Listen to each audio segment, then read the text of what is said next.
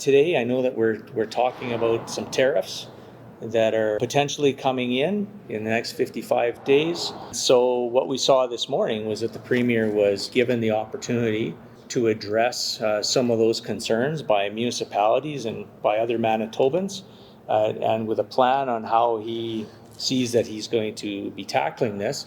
And it seems that he took the opportunity to then start pointing the finger at the federal government and to Prime Minister Trudeau. So again, Premier comes in, was in opposition for 7.5 years, has been in government for 14 months, and again, we don't really see a strong economic plan.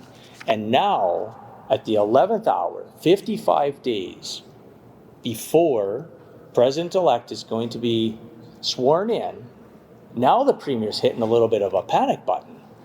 But what he's doing is actually looking to his federal coalition to then try to bail him out instead of actually coming up with a Made in Manitoba plan, what we're going to do to increase the economy right here in Manitoba and put a safety net around some of our major industries, which includes the ag industry. We see that our imports are up, our exports are down considerably. We do have a trade deficit. He's in government. He said that he's got all the plans. He ran on it, over $3 billion in promises, plus telling Manitobans that he had a plan in regards to increase our economy. We have yet to see anything in regards to that.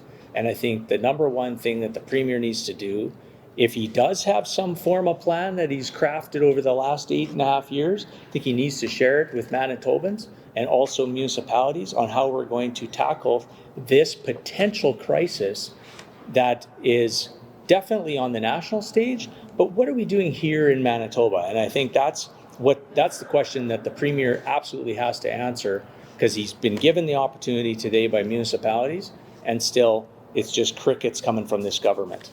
I mean, we had an economic development strategy, which then the Premier went and canceled when he formed government. Are you saying that the Premier and the party should have foreseen something like this happening? Was that something that your party was looking at, like that tariffs could be introduced?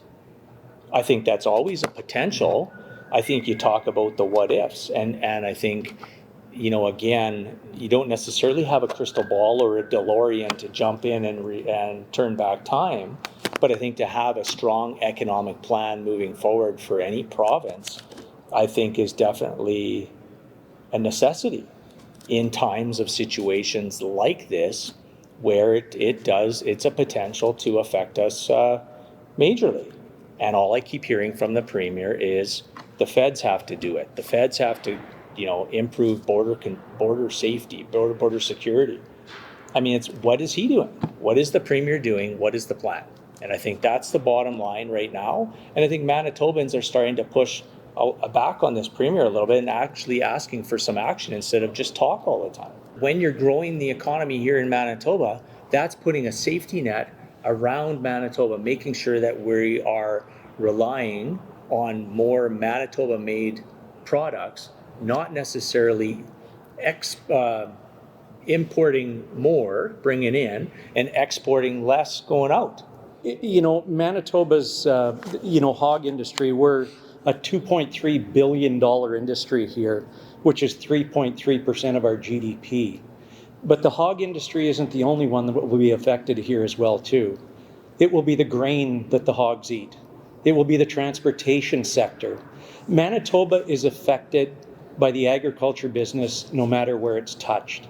This morning, one of my colleagues received a phone call from a manufacturer from a small community here in Manitoba that is saying that if these 25% tariffs that the president-elect is talking about, it will affect his business by over 85%, which is going to be very detrimental to the Manitoba economy. It's farmers in general here, whether it be, and it's not just hog farmers here either. When we're talking about canola, Manitoba is one of the largest canola producers in the world.